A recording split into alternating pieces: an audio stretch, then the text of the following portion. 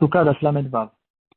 On continue le Hashem à la chôte du Etrog, qui se trouve dans le Shulchan Aruch Siman Tav Resh Mem Chet.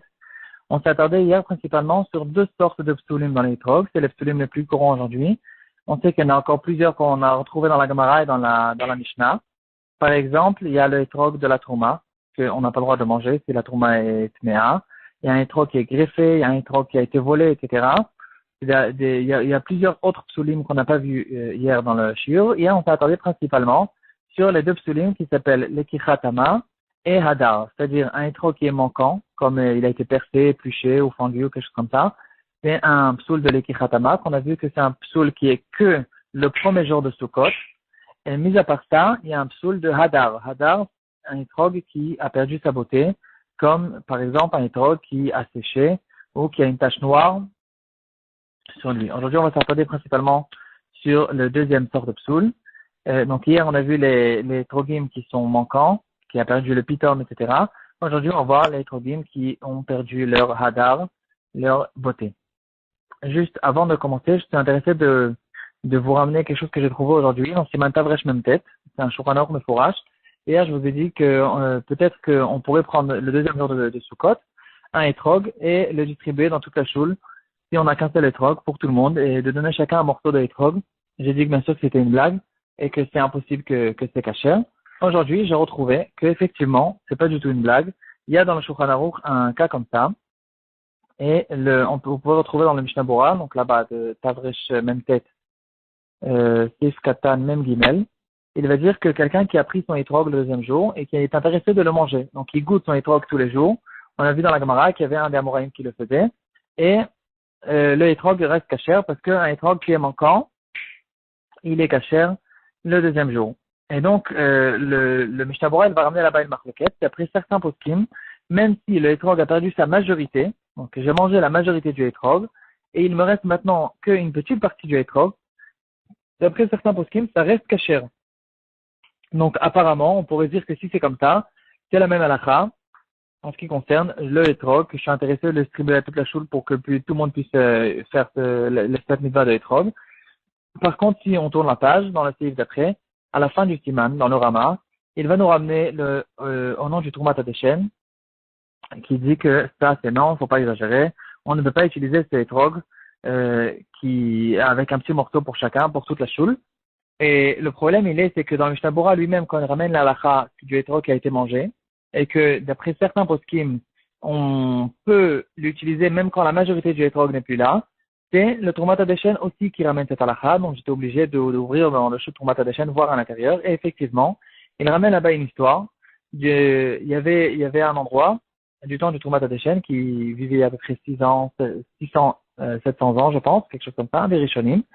Et là-bas, il ramène cette histoire il y avait plusieurs Keilot qui n'avaient pas de etrog, et donc ils voulaient avoir un etrog pour tout le monde. Qu'est-ce qu'ils ont fait? Ils ont pris le etrog, ils l'ont distribué en morceaux et ils l'ont coupé en morceaux et ils l'ont distribué dans plusieurs villes. Et chaque ville, elle avait un morceau de etrog.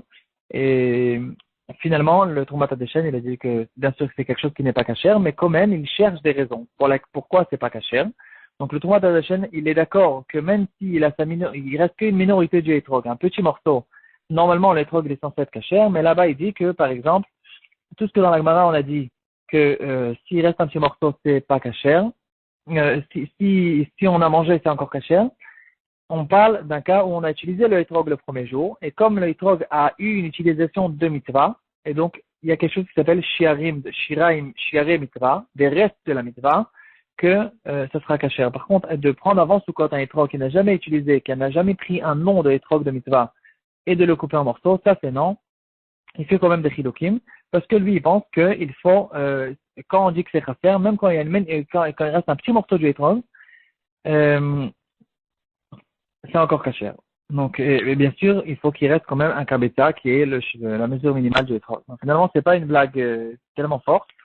Apparemment, il y a certaines personnes qui pensaient le faire. Non, la halakha, c'est non. Mais quand même, c'est quelque chose qui a été ramené dans la Rishonim. Maintenant, on passe au psulim de Hadar. Donc, premièrement, un etrog qui est sec. Un etrog qui a séché, c'est une halakha dans Tav Resh Mem Chet et Isalef.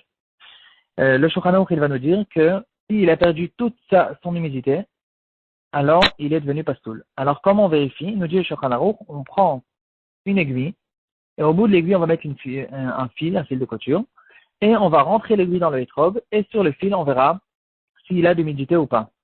Dans le Mishnah Bora, il pose tout de suite la question que hier on a vu qu'un hétrog dont on a rentré une aiguille, un hétrog qui a été percé de manière méfoulache, de deux côtés à l'autre, d'un côté à l'autre, ce hétrog-là, il est pas saoul. Alors comment est-ce que le Shulchan Aruch nous donne cette possibilité de vérifier le hétrog s'il a séché avec l'aiguille? Et le Mishnah Bora, il va nous donner trois possibilités.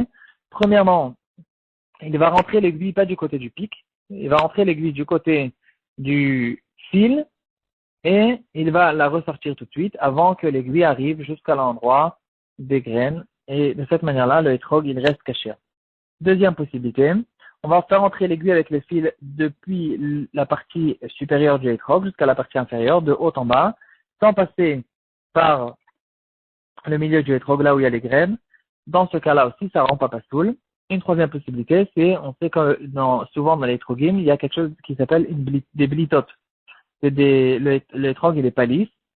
Il n'est pas lisse. Il dépasse. Il a toutes sortes de petites montagnes comme ça. On va faire entrer dans une blita l'aiguille. On va la faire sortir tout de suite de l'autre côté. De cette manière-là aussi, ça ne rend pas pastoul le hétrog. Le Chazon Ish nous donne une autre possibilité que le Mishnah Bora n'est pas d'accord avec. C'est que même si je fais passer d'un côté à l'autre l'aiguille avec le fil, ça ne rend pas cachère si je réussis à ne pas passer par le trou, l'endroit où il y a les graines. Donc je le fais en haut du hétrog ou en bas du hétrog, en faisant attention de ne pas passer par cet endroit-là. Et dans ce cas-là, d'après le Chazon Ish, ce sera cachère.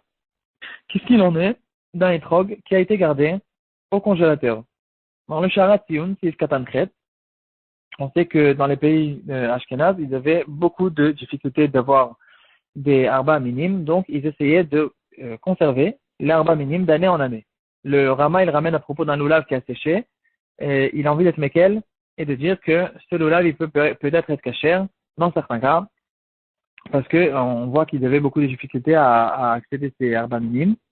Et donc maintenant, le hétrog qui a été congelé, donc le Mishnah Bora, il va ramener, il va dire dans le Sharat Tziyun, j'ai vu avec mes yeux un hétrog qui est resté dans une boîte de conserve en métal, et puisqu'il a été bien fermé, bien conservé, alors le hétrog, il a réussi à garder son humidité, sa tendresse, et il était encore froid, frais et bon.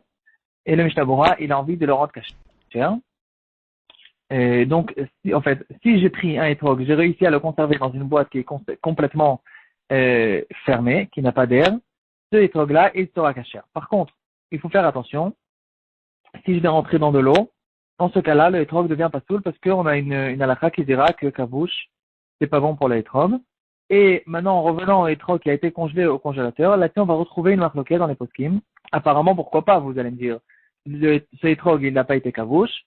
Alors, quel est le problème s'il a été dans le congélateur? Maintenant, il a gardé toute sa fraîcheur jusqu'à l'année prochaine. Et quand je vais le sortir, il a l'air pratiquement neuf. Alors, quel est le problème de ce hétrog? Le Igrot Moshe, donc la Kalef Siman Kouf Pehe, il dit que c'est pas saoul parce que, comme on le sait, quelque chose qui a été dans le congélateur pendant longtemps, quand on va le sortir, c'est vrai qu'au début, il va avoir une fraîcheur. Par contre, au bout de très peu de temps, au bout de quelques jours, il va complètement pourrir. Et donc, le Igrot Moshe, il dit que la raison pour laquelle ce hétrog-là, il pourrit, c'est parce que, en fait, le congélateur, excusez-moi, ça a coupé. On était en train de parler de la marloquette entre le Igrot Moshe et Rav Eliashiv à propos d'un hétrog qui a été congelé. D'après le Igrot Moshe, puisqu'on voit que ce hétrog-là, il va moisir au bout de quelques jours, donc il pense le Igrot Moshe qu'en fait, le problème dans le hétrog, il se trouve déjà maintenant dans le hétrog. Il y a à l'intérieur des parties qui sont mortes. Et à cause de ça, c'est vrai que ça prend quelques jours pour sortir, mais le problème, il se trouve déjà maintenant dans le hétrog. Donc ce hétrog-là, on ne peut pas l'utiliser pour la mitzvah. Par contre, le Rav Eliashiv, il pense que non, le fait que, c'est vrai qu'on peut remarquer qu'après, qu'on l'a sorti du congélateur, il ne pourra plus tenir beaucoup de temps. Mais le problème, il n'est pas à cause qu'il y a maintenant un problème dans le hétrog. Rav Eliashiv, il pense que la raison pour laquelle ça moisit au bout de quelques jours, c'est parce que la différence de température, c'est ça qui cause le problème dans le hétrog. c'est que le etrog avait, entre guillemets, l'habitude d'être en eau froide, en congélateur, et d'un coup, quand je le sors dans une température qui est beaucoup plus haute, c'est ça qui rend le etrog, qui fait moisir le etrog, et c'est pas que maintenant le etrog a un problème, donc tant que le etrog n'a pas moisi, je peux l'utiliser maintenant pendant ce code. C'est une marloquette intéressante, on dirait que c'est une marloquette de chimie, et en tout cas, donc le etrog congelé, c'est une marloquette entre le Igrot Moshe et le Rav Elachiv. Mis à part ça, une autre sorte de psoul de Hadar. Donc, jusqu'à maintenant, on a parlé d'un étrog qui a séché, d'un étrog qui a été congelé. Et maintenant, on va parler de quelque chose qui s'appelle chazazit. Et on le retrouve dans ses têtes, on l'a vu dans la Gemara. Aujourd'hui, on ne connaît plus cette chazazit. C'était au fait une sorte de champignon, un truc qui était sur le étrog et qui avait une certaine épaisseur. Aujourd'hui, comme ils savent bien, les agriculteurs, ils savent bien faire les étrogim, ils savent que ça intéresse tout le monde d'avoir un étrog extrêmement propre, extrêmement bon. Donc, ça a été annulé complètement. On ne connaît plus cette chose-là. Par contre, on connaît quelque chose qui ressemble. Ça s'appelle le blétlach. Donc, quel est la halakha dans le blétlach? Blétlach, c'est aussi comme une feuille qui a séché sur l'étrog, mais les poskim diront que puisque il ne sort pas du étrog, c'est-à-dire quand je vais le toucher l'étrog, je ne vais pas le sentir, il n'a aucune épaisseur, il fait partie du étrog et il ne le rend pas pasoul. Par contre, s'il a une hauteur, il prendra peut-être la halakha de chazazit. Il faudra faire attention qu'il n'ait aucune hauteur. S'il a une hauteur, effectivement, la halakha dans chazazit sera qu'il y aura une différence entre le chotam et le reste du étrog. Comme on l'a vu déjà, dans les psulim de Hadar, il y aura une différence. Si le psoul il se trouve sur la partie du étrog qui est en haut, alors, puisque c'est la partie la plus voyante, la plus tapante aux yeux, donc ça deviendra pas soul tout de suite, parce qu'il y a un changement de couleur dans l'étrog et il y a un manque de hadar.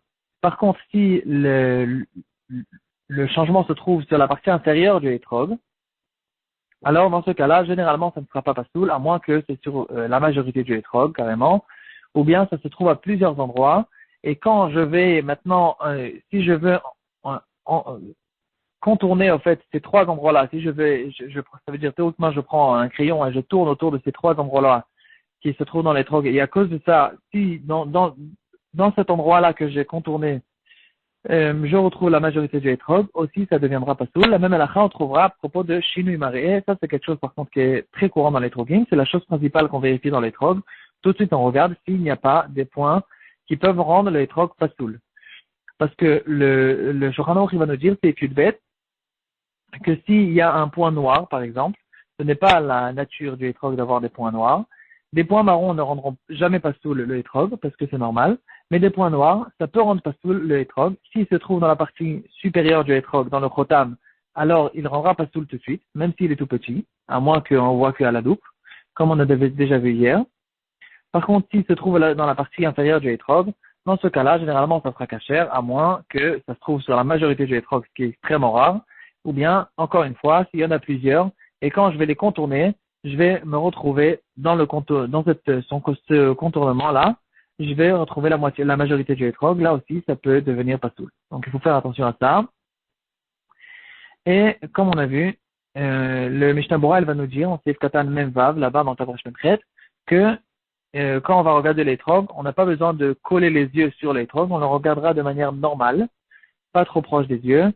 Et de cette manière-là, si ça ne t'est pas tapant aux yeux, c'est cachère. C'est cachère, donc il n'y a pas de problème. C'est pas comme les problèmes de chasser, que là, il faudra vraiment vérifier très bien. Parce que dans tous les cas, c'est pas soul dans les problèmes de chasser. Mis à part ça, une autre halakha, une couleur marron, il faut faire attention qu'il y a certaines couleurs marron qui peuvent quand même rendre pas soul. Si le marron il est marron foncé comme du café par exemple, ça peut être pas soul, il faudra à chaque fois demander un rave. Si c'est un marron clair, alors on dira que c'est comme jaune, et la couleur jaune, bien sûr, c'est la couleur normale du étrog. Une dernière halakha. Juste avant ça, on pourrait en fait poser une question intéressante que ramène le Rama à propos d'un étrog qui a une tache noire. Donc cette tache, elle va le rendre pas soul. Et on a dit que les psulim de Hadar, c'est des psulim qui vont être tous les jours de Sukkot. Et donc, il peut y avoir quelqu'un qui a une très bonne idée le deuxième jour de Sukkot, il va dire ici j'ai un point noir, donc mon étrog il est pas saoul. Par contre, j'ai qu'à tout simplement prendre un couteau et couper cet endroit-là. Parce que quand je vais couper cet endroit-là, en fait, j'aurai plus le point noir qui me rend pas saoul et j'aurai juste le problème de chasser qui est caché dans le deuxième jour. Alors, la réponse, le Rama, il dit que ça va pas, c'est pas caché quand même, non, c'est Mantavresh même tête, c'est fait. Il dira que c'est pas caché et là-bas, il va donner aussi une raison.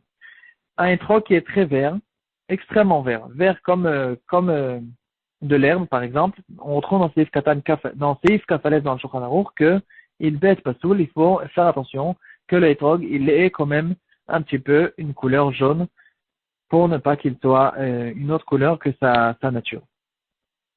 Mis à part ça, un hétrog qui est très rond comme un ballon ou d'une forme bizarre, dans certains cas, ça peut le rendre pas soul aussi à cause d'un problème de hadar.